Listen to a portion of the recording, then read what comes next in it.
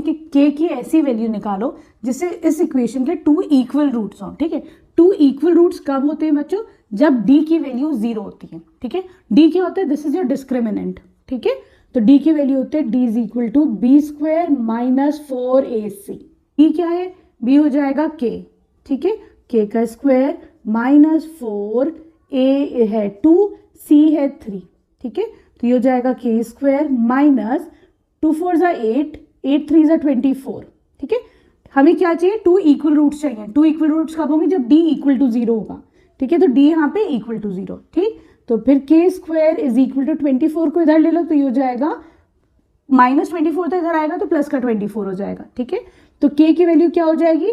दोनों तरफ square root ले लो, तो इसका हमने स्क्वायर रूट ले लिया, तो ये क्या हो जाएगा? √24। लेकिन जब भी तुम स्क्वायर रूट लेते हो तो आंसर हमेशा प्लस और माइनस में आता है। ऐसा क्यों? देखो, अगर मैं 9 का स्क्वायर रूट लेती हूँ, ठीक है, उसका आंसर +3 भी हो सकता है और -3 भी हो सकता है। 9 का स्क्वायर रूट, ऐसा क्यों? देखो 3 का स्क्वायर करेंगे तो ये भी 9 आएगा और -3 का स्क्वायर करेंगे तो भी हमारे पास 9 आएगा, है कि नहीं? इसीलिए जब भी तुम स्क्वायर रूट लिया करो तो आंसर हमेशा एक प्लस भी और माइनस दोनों आंसर हो सकते हैं, प्लस भी माइनस भी। तुम्हारे पास kx into x minus 2 plus 6। अभी तो नहीं समझ में आ रहा है कि ये किस फॉर्म में है? ax square plus bx plus c, ये स्टैंडर्ड फॉर्म है किसी भी इक्वेशन का, ठीक। क्या करोगे? इसको ओपन कर दो, ये हो जाएगा kx स्क्वायर, फिर ये माइनस का साइन 2kx प्लस 6, ठीक है। This is equal to 0। अब देखो स्टैंडर्ड फॉर्म बन गई इक्वेशन की, है ना।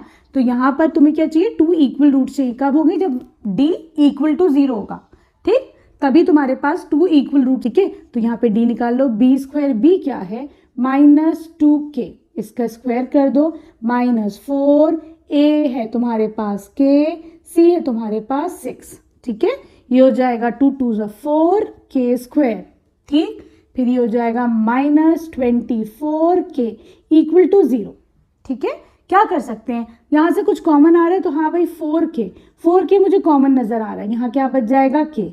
यहाँ पे क्या बच जाएगा? 6 4 ज़ा 24 इंटू k, है कि नहीं। तो मैंने इस पूरे में से 4k को कॉमन ले लिया, ठीक है। अब मैं क्या कर सकती हूँ बच्चों? ये वाला देखो मल्टीप्लीकेशन में यहाँ आके क्या हो जाएगा?